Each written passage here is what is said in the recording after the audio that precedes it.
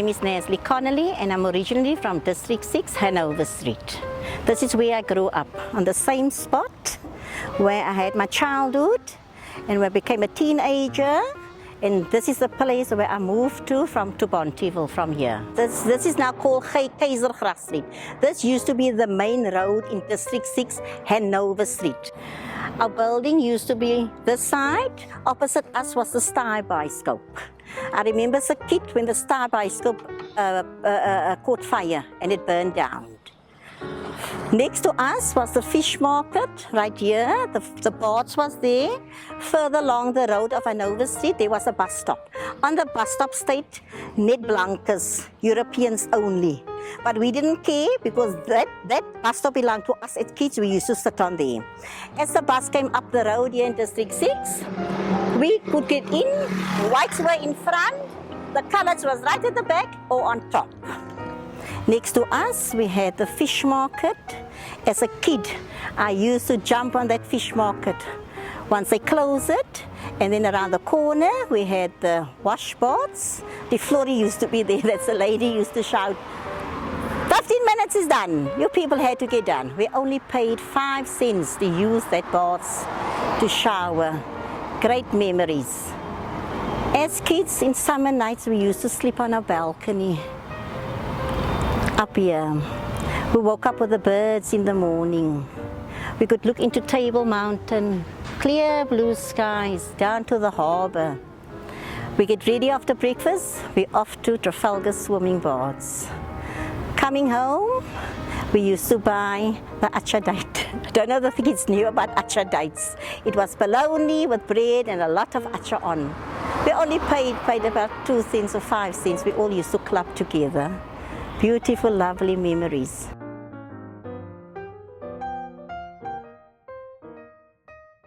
My name is William Peterson. I was born in District 6 in 1955. We stayed here until 1980, until we were forcibly removed out of here. Very, very sad. You had no say of where you wanted to go. The group areas act, they would tell you where to go to. And if you don't have transport for your furniture or so, they would provide transport for you just to get you out. And you know our people, they had big furniture, Oregon pine, the best furniture you could get, but it couldn't fit into those houses in Mitchell's Plain. And today, that furniture cost a lot of money. And we had to just give it away because it couldn't fit into houses in Lentegeur or wherever. And one day I was sitting on this wall, yeah, and then I saw 4 white guys come with these sun hats, and they were knocking pins into the ground there. And I asked them what they're doing. So they said they're going to build houses. And I said, that's good for our people to come back. That will be good. And you know, eventually I saw these structures going up, and I asked the white man, that's not the houses? And he said, no, they just building to fill up the place because they wanted all the colored people out. And then one of my friends who used to work for the Cape College, this used to be the Cape College in Long Market Street down in town, he told me they were going to move up here. So we saw how they built this place up. And then that was very sad for me to think. First they promised, they said they were going to build houses, but now look what's happening. This was prime land. And to force our people out of here to go stay in the Cape Flats, you know, you had to adapt to the weather there. And to traveling, we weren't used to traveling because we would walk from here to the beach or to town, whatever. Everything was in walking distance.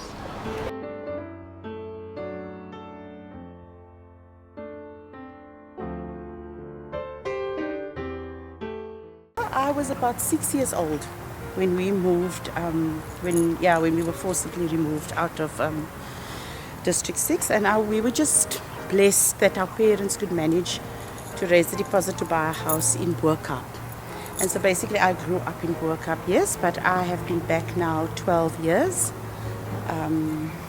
Because my mother claimed her home back, and I'm living in my mom's claim down. My story basically goes the same, but I was 10 years older, around about 16, 17, and then the Group Areas Act removed was my granny's house, massive house, just here where the University of Technology is, yeah. One of the most beautiful, you can never forget the views at night, you know, looking across the ocean. We could see right as far as Robben Island. And yeah, Ferris just lived around the corner in De Villiers Street. I was just going to add to that now. I remember, although I was 6 years old, the memory of District 6 has been kept alive for me through my parents and my siblings. I'm the youngest of 7. So they, they basically kept, but I can always remember my sister, and I can remember the house quite well. The back balcony used to look out onto the, what is now the waterfront and everything. And the front was the Table Mountain. The view of the mountain constantly, We heard of the restitution process, and my mom claimed she was already going on to, into her late 80s at the time. So that's how come. It was very sad, the fact that my mom never got to live here, because I think when they handed the keys, there was a time she was already weak and sick and she passed on just at the time. So, yeah. With my mom's case, she had Alzheimer's. By the time we got the house, and I always used to make dua and pray and say, Ya Allah, please, the day when she gets the key, I would like her to have some sort of knowledge that it has happened. And believe you me, as they gave her the key, she struggled a bit to open the door, and they took the key from her and they opened the door, and as she walked in, she walked in and she looked around and she said, Alhamdulillah, praise God, this is what I've been waiting for. And just after that, she just sort of snapped again.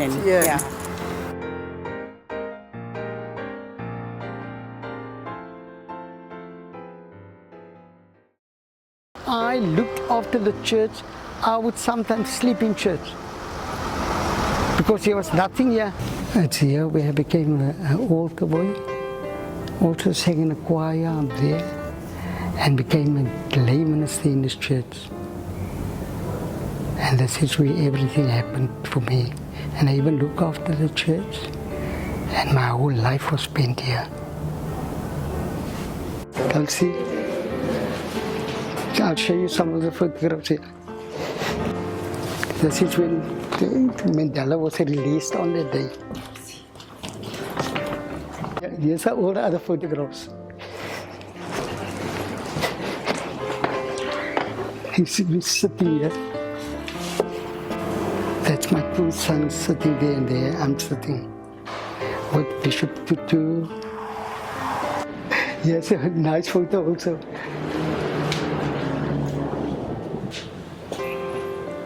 And this is my 1 son. Here, next to the church used to Noah from the District 6 Museum. They would stay here. I think it's his mother that made kusistas, and we would first buy a kusistas before we go into church on a Sunday morning.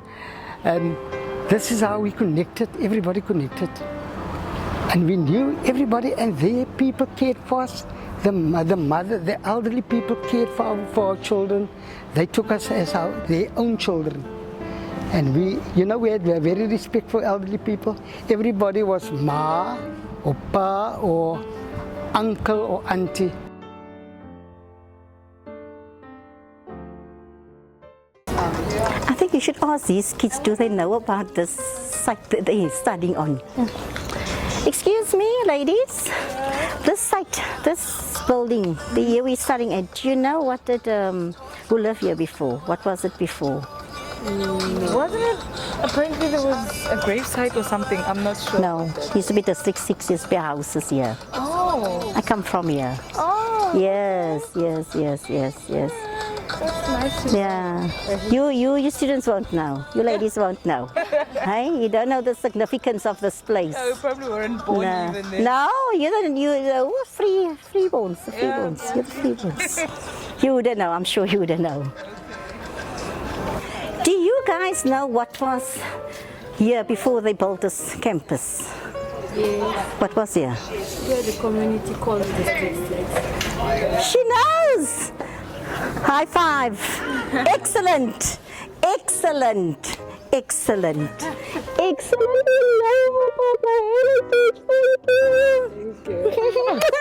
You know! What more do you know about District 6? I fell a bit down, but now you made my day. You're so young, and you were not even born here, but you seem to know a lot about District 6. Knows the Lord. What do you know about District 6? Ask the right It was a person. community then. People were removed to Dabeni. And then from Dabeni then was used for industrial. It was an industrial area. Then they were taken to Langa, Kokuletu, Absolutely. Nyanga. Yes? Then they built the school. That behind it was going to be hostel for students who were going to use this school. Oh, okay. Okay. Excellent. You know what? This is great. It's true. You know what? We had African neighbors. Seriously. Mrs. Labini was across the road or whatever. But we were like one big happy family in the District 6. We were like one big happy family.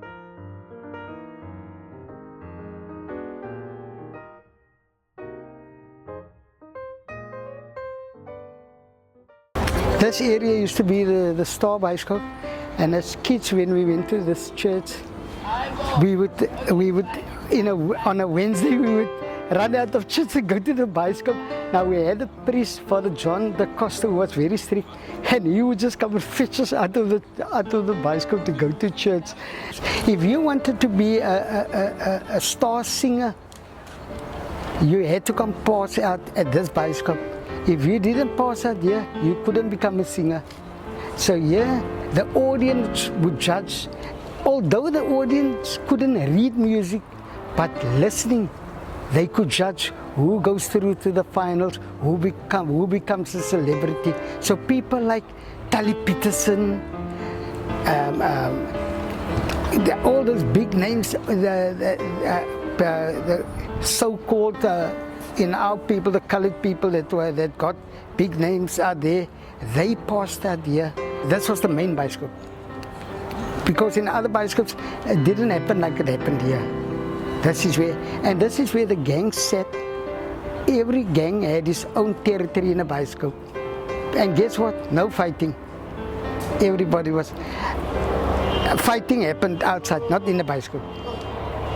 But here, I tell you, if you had to sing a false note here, you will hear the famous words of the colored people, "Yo Masa." It was like the artscape. This was our artscape. Just opposite there, that used to be the Moravian school there. Now I used to attend that school. Guess what? It was a church school. Half of the children were Muslims. And everybody was just like I said, was just a family. There was, but the people weren't divided, they were a close family.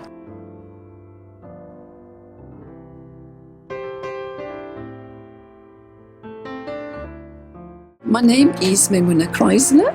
I live at number 8 here. I'm living here about 12 years.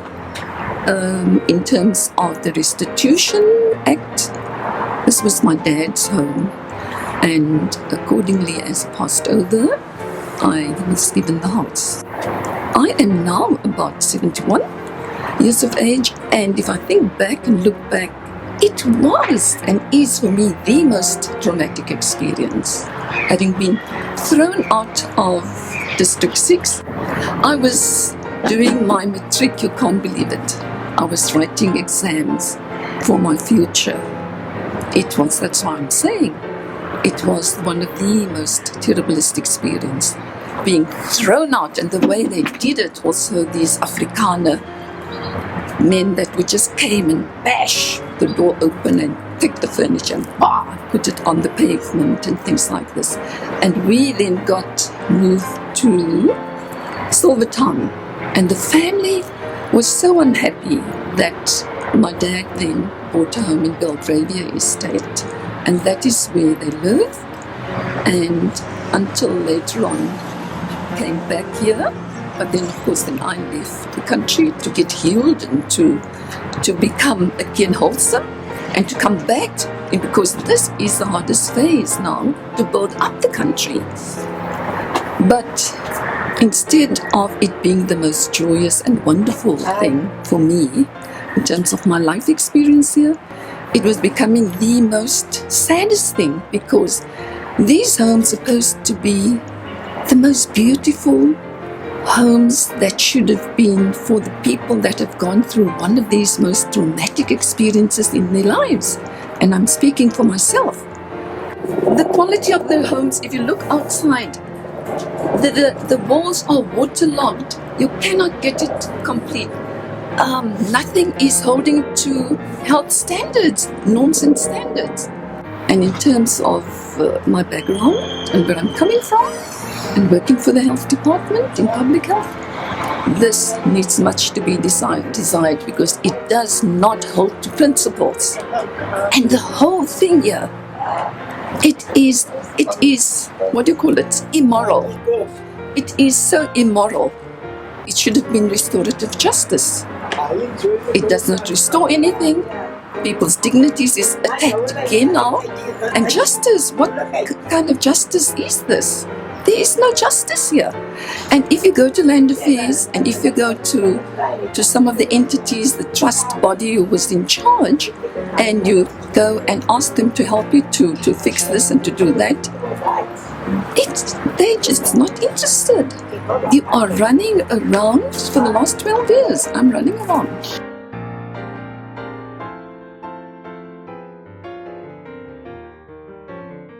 We were very disillusioned, yeah. Disappointment still prevails, all what we're encountering I was just going to say, now. I think initially it was joy. It was joy. But then it sort of kind of turned into... Yeah, when the realities... Yes. Because And at the poor end of, workmanship on our yeah, homes as well. and no feedback. If we Yes. encountered any problem of any nature, we encountered geysers bursting, electrical boxes blowing up, we didn't know who to turn to. We left it on our own. Yes No. and no. No, I don't think justice has been done. Definitely not. If you line up with so much of hassles, we have a huge security issue here. Yeah, With so, all these open lands yeah, and cars, whatever. people's cars get constantly broken into somebody and was already robbed and murdered in, somebody in was our murdered midst, in right our in broad right at that daylight. house there. Somebody was murdered. And during the day, so we don't have the peace of mind that we anticipated that we finally Although get to. we have started We started a neighborhood watch watch. The fact that we have some of our old traditional things, we still carry that same. That is why I said in the beginning when you asked the question, do you think justice has been done? I Yeah. said yes and And no. no. Yeah. Yes for being back, but no for whatever has followed after Yeah. that.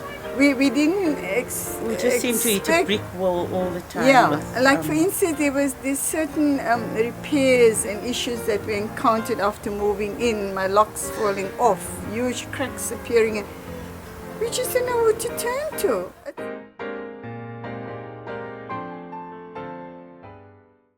My name is Susan Lewis. Formerly lived at 183 Caledon Street. And we are now living at number 8 Rutgers Street. And when we were forcibly removed, we moved to Hanover Park, spent 35 years in Hanover Park. And now we're back here, so yesterday it will be 12 years that we're back into my beloved District 6. And I was especially charmed for my mom's sake. You know, my mom died in 2010. At the age of 99 years and 3 months. So for her to have been back, she at least spent 5 years here. And glorious, she enjoyed every minute of it. To be back in the beloved District 6. And for the first time in her whole life, she had a room to herself, you know. And she used to go out at wherever she went out for the day or whatever, she'd come back and then she'd say, dankie Here, you know, always that. And to me, that meant a lot. You know, just to see her being happy and satisfied to be back in her area.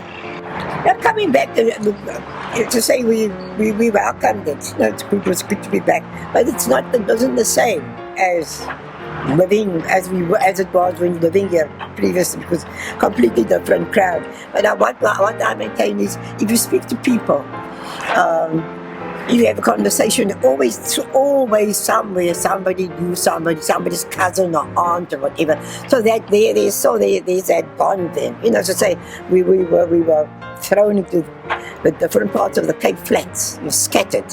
And what became a thing with me was to, whenever I used to get the Argus or the Cape Times newspaper, I turned to the death column just to check and see who is still around. So and moving to Hanover Park, it was an absolute wasteland, you know, just desolate place.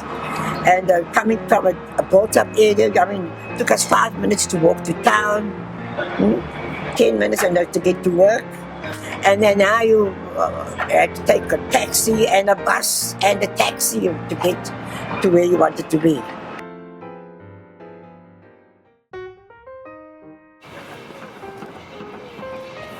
I feel like crying. Can you believe it? I mean, really now. You realize only now, it's like late shock, you know, everything is sinking just in now. It's happening right now. It doesn't look like yesterday. It didn't seem like it's many years ago. Like it happened yesterday, when I was still a child. You know, when I was 5, 6, 7 years old, 10 years old, Wow. You see, as a kid, how they demolish the houses.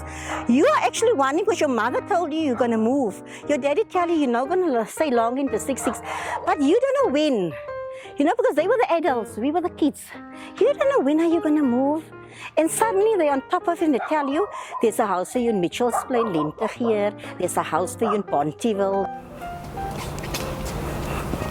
I can't believe this there's so much buildings here. This used to be houses on both sides. Families living here. Happy families, happy kids playing here in the roads. Especially the summer days like this. No child was in the house. Everybody was playing games. This is walking around here and seeing this big campus. This is awkward walking around here. It's actually sad. You know, they actually took us out of the city here in town, you know, to build the apartheid government, to build a big campus. Part of this campus is our land that was stolen from us. And I think rightfully they should give it back to us. You know, we were really ripped off. This is part of the rip-off they did to us here, really. Not really impressed with this, you know what I mean? Because this was really where families were, part of our heritage, part of us. I think that we were really robbed. I think this land, this campus shouldn't have been here. I think they should, when they threw us out and the new government the democratic government come into democracy 1994, they should have really considered closing this campus maybe and put it in like the flats used to be, the Bloomer flats, and the people made this flats for the people of Cape Town to come and live here again. They shouldn't have done this in the first place. They should have let the people who used to live here come back here and made it in flats for them. I think this should have been a great idea, really. I don't think there should have been a campus, really. The government should have really thought about it, and I think they should still think about it.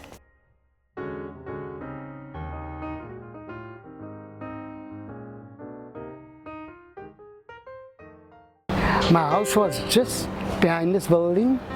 There was this used to be Caledon Street, and a few houses. Then you would get William Street, and then behind William Street you would get Stone Street, parallel to Caledon Street. So we stayed number 37A, Stone Street. I'm still on the premises. Seeing that I was all the years here. I was forced out of District 6, and then we had a tuck shop running here, and then we Because we were here first, we had to go ask the technicons, can we run, and they agreed. I think I lost when they put us out. I think we lost our dignity, our home, and everything. But you know, coming back and seeing all the children being one family, it all comes back to me now. We feel a bit better, much better. This burden is really leaving us. Like I said, I felt hatred towards whites, especially the government that did this to us. But as a member of it, as a Christian, I had to change because we had to forgive. Because if we don't forgive, God won't forgive us.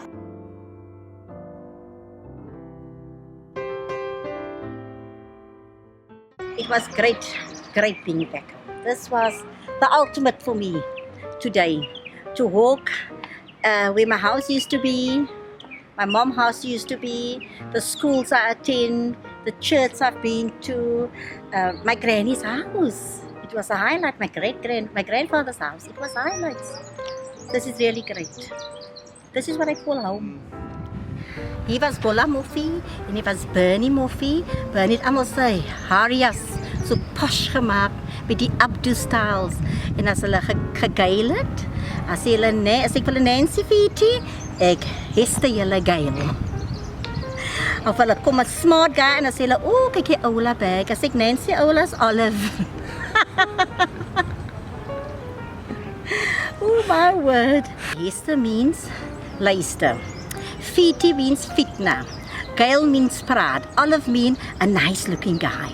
And a bag means a boyfriend or a guy. Carla's bag. Oh, the bag is Olive. Nancy Fiti. Nancy means nee. Nancy Fiti. What means jy girl? Hester Jaima. Olive.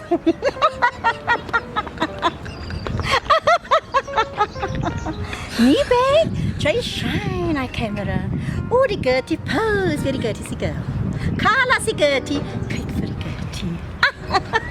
Dit was al die moefes nie district. Oh my God, a good laugh. This is a good ending to the show.